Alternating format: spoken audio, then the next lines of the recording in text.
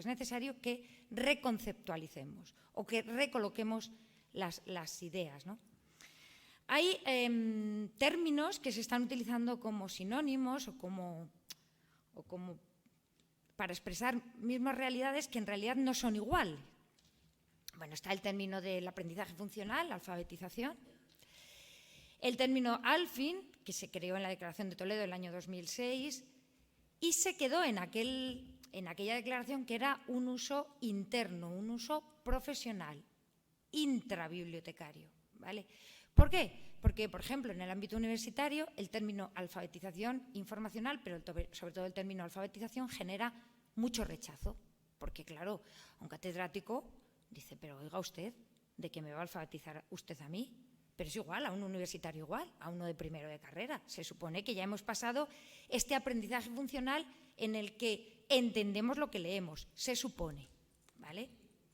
Avanzamos y llegamos al concepto AMI, que es el que más nos gusta, por lo menos es el que más me gusta a mí, ¿no, Cristina? Creado por la UNESCO, que es una traducción de Media and Information Literacy.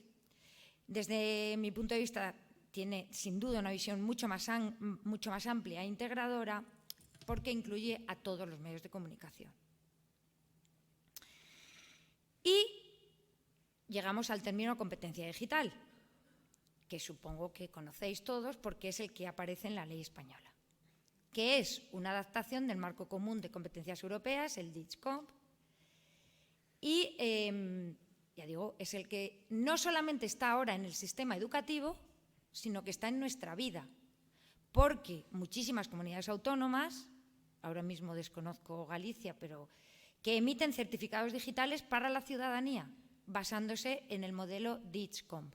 ¿Está aquí esto? Os lo pregunto, no sé. En Castilla y León, por ejemplo, ese certificado se llama Tu Certicil de Castilla y León, en el que cualquier ciudadano pasa un examen para que se supone que un empleador le crea que tiene determinadas competencias en el manejo de las tecnologías. ¿De acuerdo? ¿Está aquí también eso? ¿Sí? Sí, dicen que sí. Vale.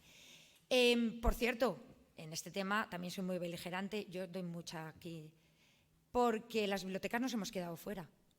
Y ahora me refiero a las bibliotecas públicas. Otra oportunidad que hemos perdido como para colocarnos en un punto en el que ya lo estamos haciendo, pero lo estaríamos haciendo con un aval y con un presupuesto y con una visibilidad. ¿De acuerdo? Bueno, esa es un poco la presentación. Voy a ir un poquito diseccionando cada uno de los conceptos, no sin antes decir que desde mi punto de vista la competencia digital no deja de ser, creo, demasiado instrumentalista. Nos quedamos en el contenedor y no sé si tanto en el contenido, que se supone que sí lo abordaría de una manera más completa el concepto de AMI, de alfabetización mediática e informacional que propone la UNESCO y que estamos ahí, ¿vale?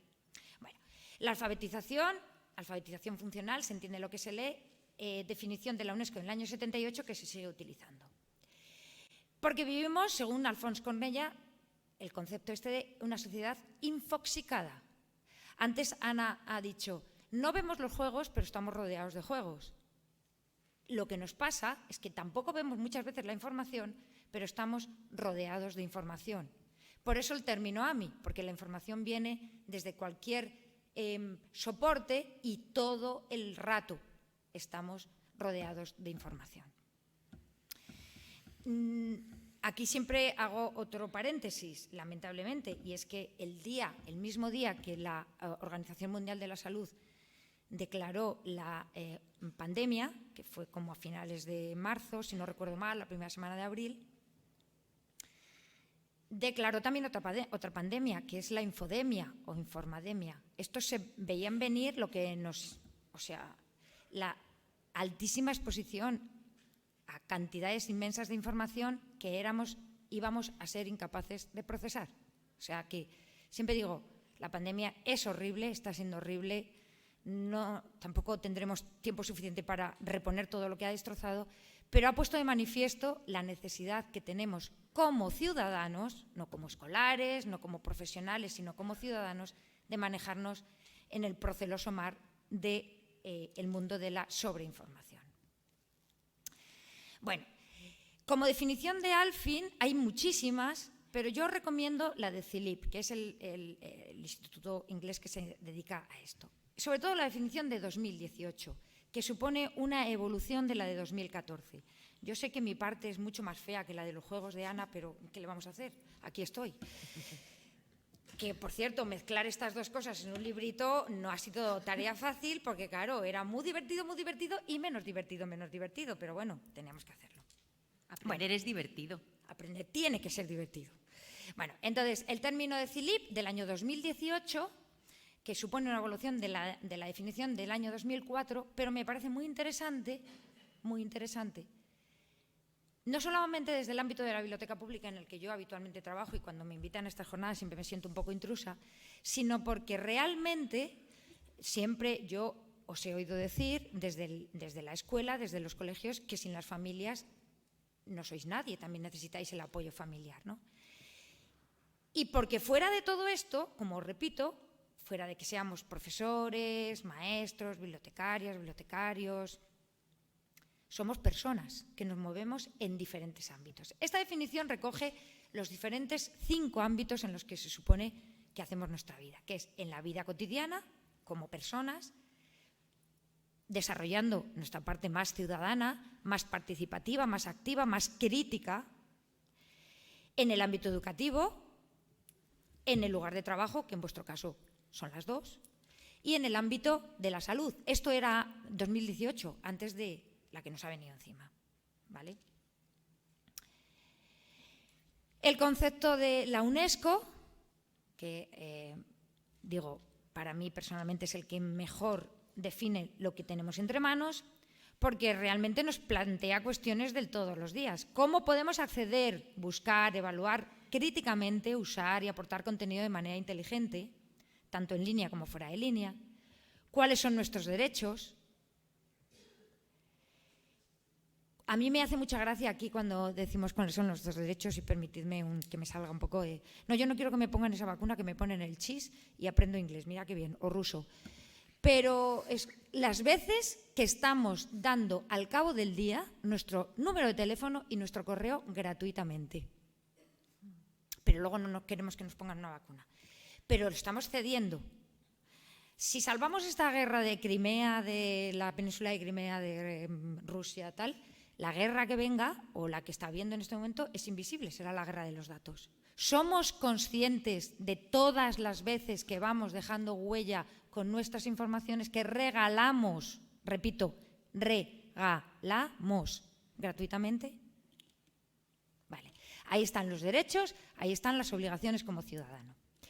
Cuando damos los cursos en la biblioteca, que damos talleres de formación en tecnologías, los llamamos así, tecnologías para la vida cotidiana, no me interesa tanto recalcar o saber manejar una determinada red o un determinado recurso, una determinada aplicación, como que la gente reflexione en estos asuntos, así como en los de la privacidad y la seguridad, siempre que, hablando de redes, se pueda hablar de esa privacidad y esa seguridad en un sentido de 100% de protección, ¿vale?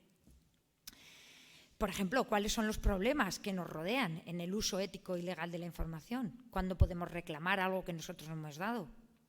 Oye, que ayer me pasó una cosa muy curiosa que nos lo he dicho, nada más llegar al hotel me llaman de una compañía de móvil al teléfono de la habitación del hotel. Digo yo, ¿cómo puede ser esto? Digo, ya esto es un bombardeo, o sea, vamos a ver, no es que me llamen a las 11 de la noche en casa, ¿vale? ¿Y cómo podemos relacionarnos con los medios para promover la igualdad, el diálogo intercultural, religioso, la paz? Sobre todo la igualdad, que cuando ha dicho la presentación Paz, no me acordaba que había puesto eso en el libro, pero sí que creo que las bibliotecas son elementos igualadores, no solamente las bibliotecas públicas, sino por supuesto también las bibliotecas escolares, en aquellas familias que tengan menos recursos. Por cierto, una de las preguntas que hago cuando van los institutos a la biblioteca, que van muchos, es ¿cuántos tenéis un iPhone? Y de una clase de 20 me contestan 15 que tienen un iPhone. Eso no está mal, pero claro, a partir de ahí que yo les explique cómo poderse llevar un DVD a su casa, ya me siento ridícula, tengo que repasarlo todo esto. Bueno, competencia digital, el DIGCOM. Este lo conocéis, ¿no? Aquí el DIGCOM, aquí unos amigos, no tengo nada más que decir. 5 áreas, 3 niveles iniciales de competencia, 8 niveles de aptitud, inicial, medio y avanzado, 21 competencias. ¿Vale? ¿Por qué es importante eso? Porque el área de competencia 1 aparece información y alfabetización digital, depende de la traducción informacional. ¿Vale? Al principio no, en la versión de 2003 no, en la del 2007 sí. 2013-2017, perdón. Comunicación, el área 2, colaboración online, creación de contenidos digitales, hasta ahí lo que en principio siempre habíamos considerado como ALFIN, ya digo, un término intrabibliotecario para nosotros solos, no para la ciudadanía, y se suman 2 ideas interesantes que son la seguridad en la red y la resolución de problemas digitales. Pero esto es como todo. Yo os digo, se me pincha la rueda de un coche y llamo a la grúa. Se me estropea el ordenador y lo llevo a que me lo arregle. Más allá de una serie de tips que yo tenga que tener de protección de cookies y demás, ¿no? Pero bueno, esas son las 5 competencias globales que vosotros conocéis muy bien y que se supone que vosotros las tenéis que trabajar en el aula directamente. Bueno, aquí una oportunidad perdida. Cristina, aquí una oportunidad perdida. Trabajamos, el Ministerio nos mandó, cuando yo coordinaba el grupo de trabajo de alfabetización informacional del Consejo de Cooperación Bibliotecaria, en el que trabajamos Cristina, Inés, Miret, muchísima gente, mucho, que por una concatenación de, entre otras cosas, prórroga de presupuestos, no pudimos abordar. Esto se realizó en el año 2016 con 10 tips importantísimos como para sentar las bases de que realmente la competencia mediática e informacional estuviera integrada de facto, de hecho, en el sistema educativo, con programas piloto, con presupuestos, con formación de los propios profesores, de los profesionales, con una red de centros experimental, bueno, los 10 puntos que hay ahí. Esto es mi parte más romántica. Confío en que en algún momento alguien lo retome, no lo sé, porque bueno, tanto trabajo realmente quedó en un papel que no sé si conocéis, tenéis el acceso ahí y bueno, os invito, lo pongo ahí para recordarlo, ¿no? Todo esto no es posible, y esto vosotros lo sabéis muchísimo mejor que yo, sin una planificación. Cuando hablábamos de integración de las competencias AMI en el sistema educativo, lo que estábamos intentando era poner las bases de esa planificación, ¿no? ¿Por qué? Cuando doy los cursos en el ámbito de las bibliotecas públicas, la gente va con, no, esto lo empezamos a hacer el lunes. No, antes de hacer nada, vamos a reflexionar. También anoche lo hablábamos en la cena. ¿Esto es una moda? ¿Esto es una necesidad? ¿Esto es una necesidad imperiosa que nosotros tenemos, vosotros y nosotros en el sistema educativo, como para realmente capacitar a los niños de hoy, que serán nuestros adultos de mañana, en estas competencias? ¿Eso va en la línea del colegio? ¿Eso va en la línea del equipo directivo? ¿Eso va en la línea de lo que el equipo de biblioteca tiene claro? Porque, claro, las actividades en una biblioteca escolar son infinitas. Por eso yo, de antemano, reconozco vuestro trabajo, os doy la enhorabuena y os doy las gracias infinitas para que, además de vuestras clases diarias, vosotros os ocupéis de hacer catalogación, de hacer selección, de describir los documentos, de clasificarlos. Y todo eso tiene que estar asumido por parte del equipo de biblioteca o por parte de la dirección. Otra enhorabuena, la asesoría que tenéis. Eso es mucho trabajo de muchas personas que os facilitan al resto. Os digo que vengo de una comunidad en la que no existe nada de esto. Y eso es complicado. ¿Vale? La planificación hay que considerar los entornos interno-externo. Bueno, lenguaje de planificación puro y duro. Los objetivos, los destinatarios, por qué seleccionar un grupo de destinatarios y no otro, por qué empezamos con un proyecto piloto con unos y no con otros, qué es lo que pretendemos en cada uno de los casos. Difundirlo. Ana siempre dice que lo que tenemos muchas veces es una mala... que nos vendemos mal porque tenemos mala narrativa. Gracias. Es que ya sabe que la palabra que me faltaba era narrativa. Que tenemos una mala narrativa para contar todo lo que hacemos. Pues es necesario difundirlo. A veces Tú te buscas un aliado en tu propio colegio cuando le cuentas lo bien que ha resultado una actividad que habéis hecho desde el entorno de la biblioteca. Somos muy envidiosos. Y esto de la envidia sana. Los ingleses utilizan el término benchmarking. Yo le digo envidia sana. Si otro lo hace, a lo mejor yo también lo puedo hacer, si es que tengo un interés. Ella, Ana, ha hablado de la curva de interés.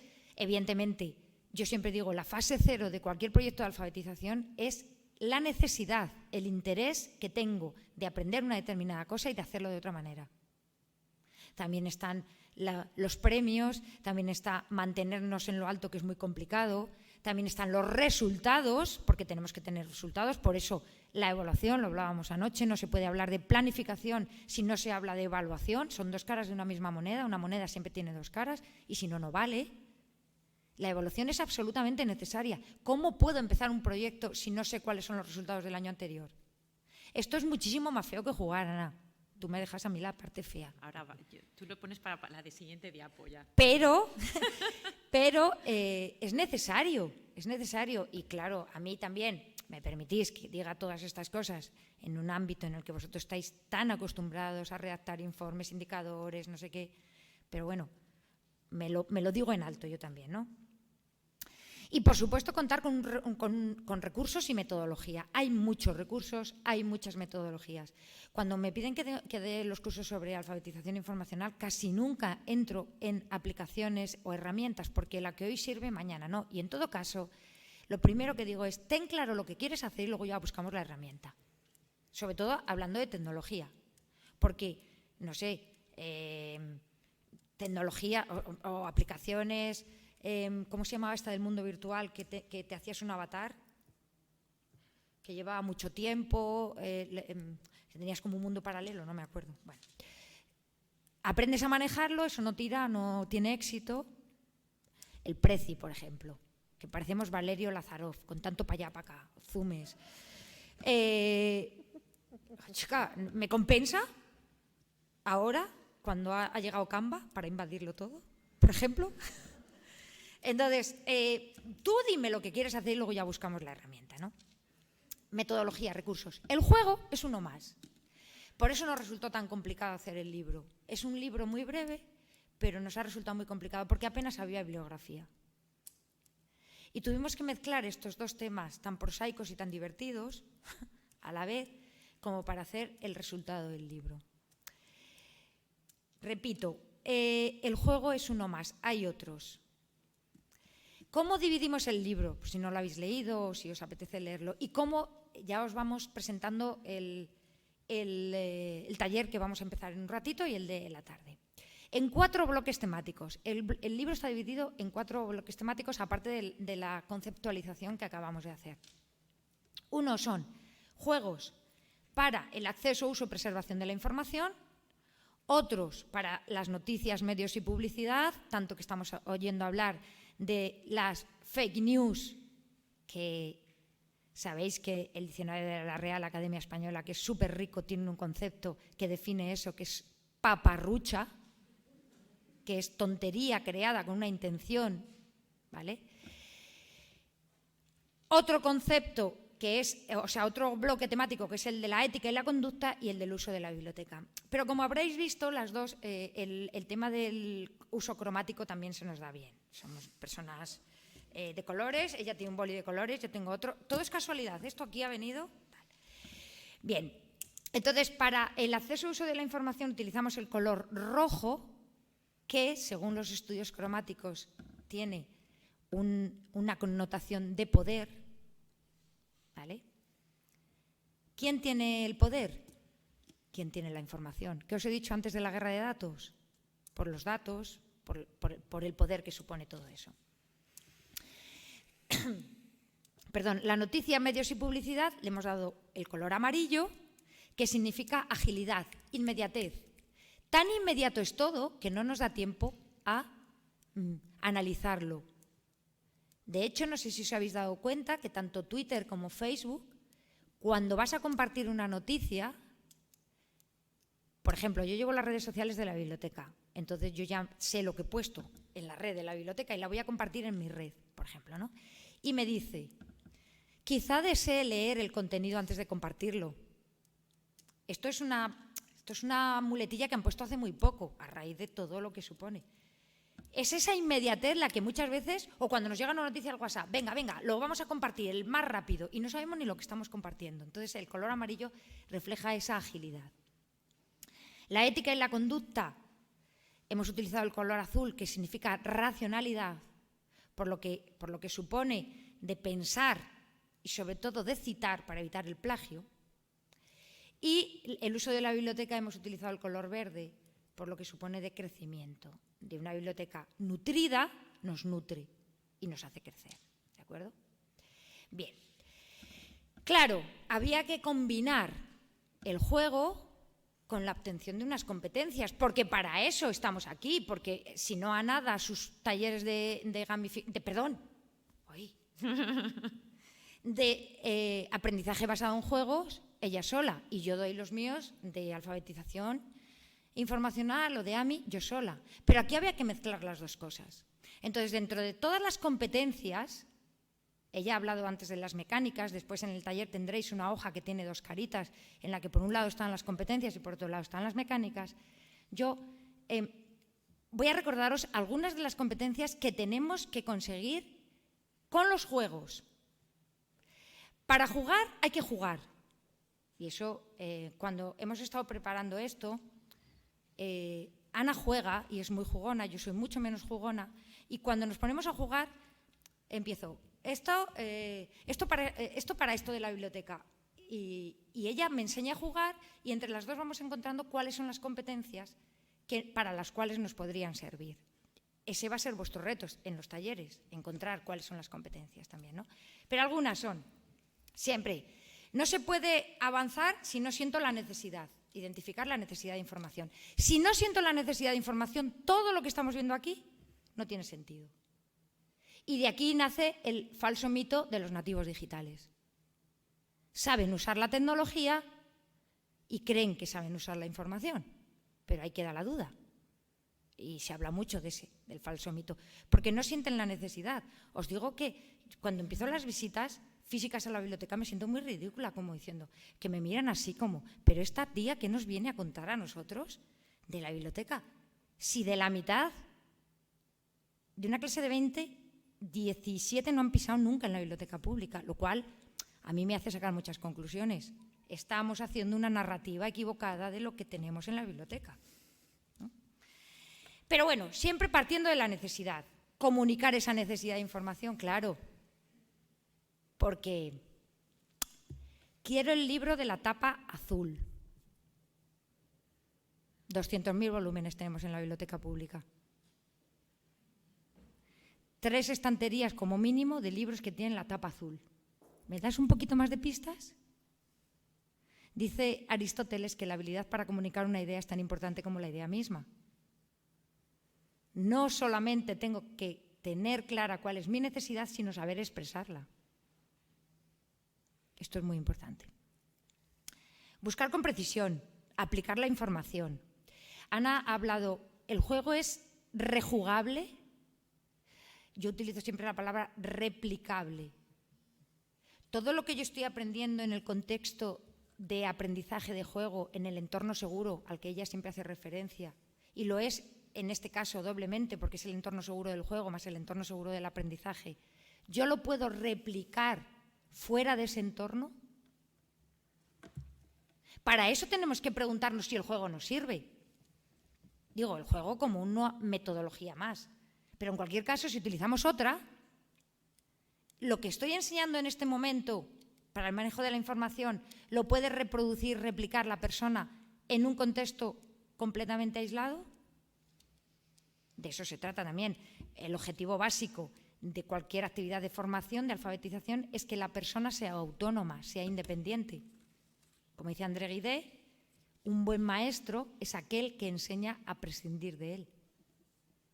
¿Vale? Entonces, otro concepto que me quedan, ¿qué? ¿Cuánto me has dicho? Dímelo así, claro. No, si no, 5. 5 minutos. Aplicar la información, valorarla críticamente, el espíritu crítico es absolutamente fundamental, evaluar las fuentes, crear contenidos aparte y comunicarlos. Almacenar y reutilizar la información, en definitiva. En cuanto a las noticias en los medios y publicidad, identificar los diferentes formatos. Por eso estamos infoxicados, porque, repito, la información nos llega de todas partes. Desarrollar una mente abierta para poder recibir informaciones contradictorias a la nuestra, y esto debería ser lo que hay. O sea, esto es lo que deberíamos hacer todos cada día. Y contrastar esas fuentes. Detectar la fiabilidad.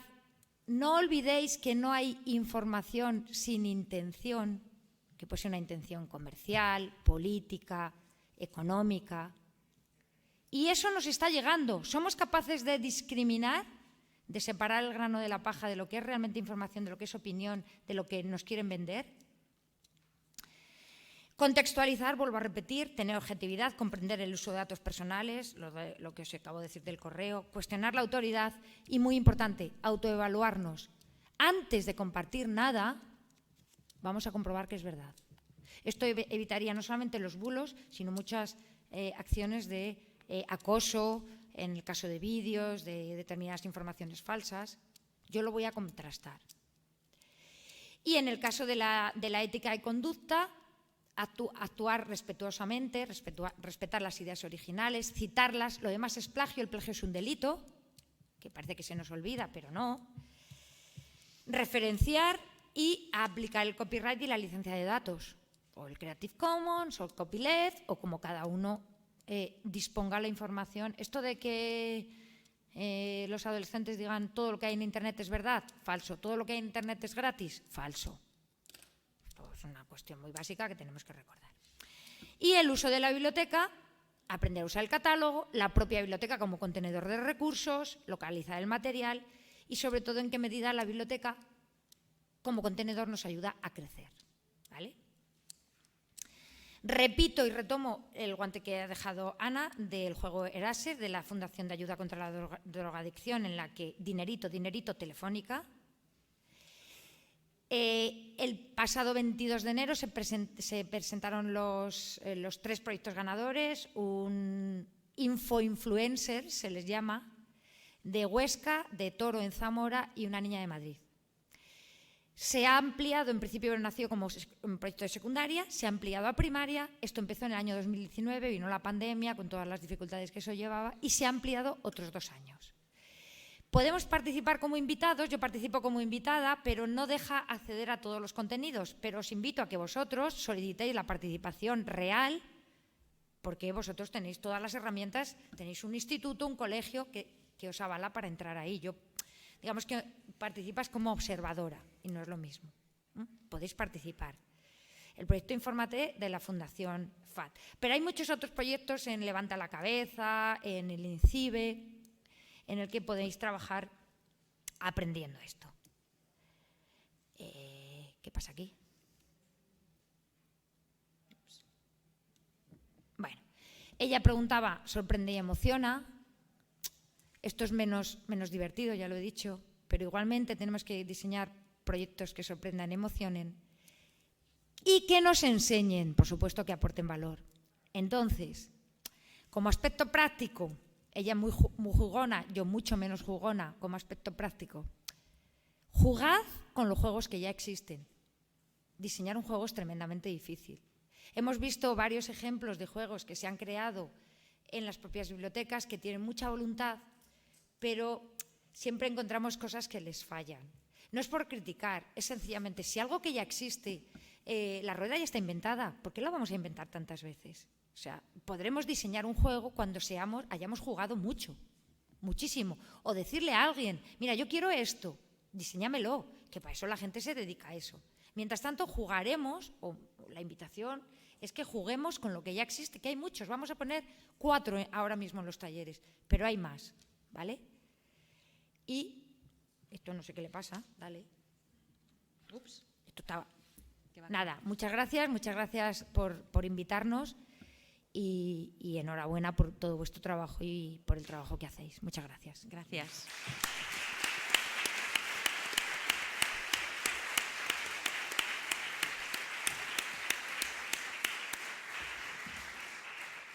No sé si hay alguna duda o bueno, estamos abiertas a que si surge la conversación.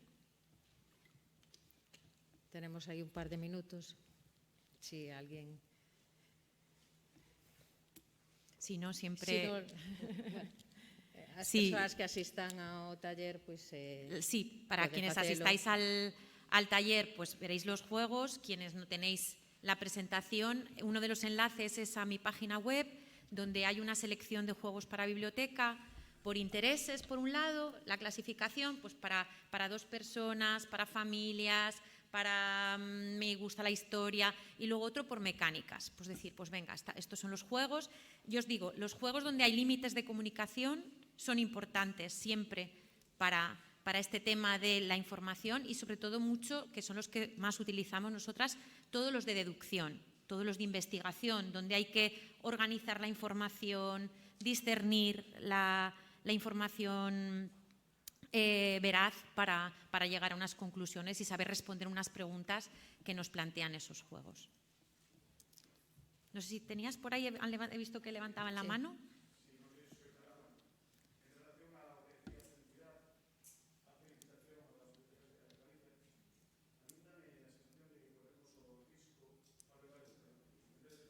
Sí. Más o menos, si no, alguien nos lo traducirá así.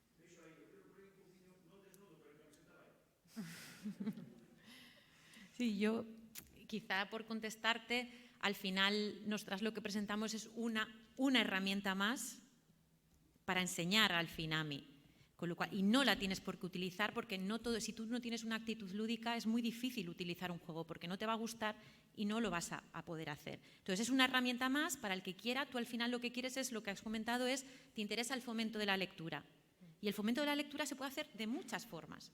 Una forma más es a través de los juegos. Hay juegos narrativos para crear programas para leer, juegos narrativos increíbles.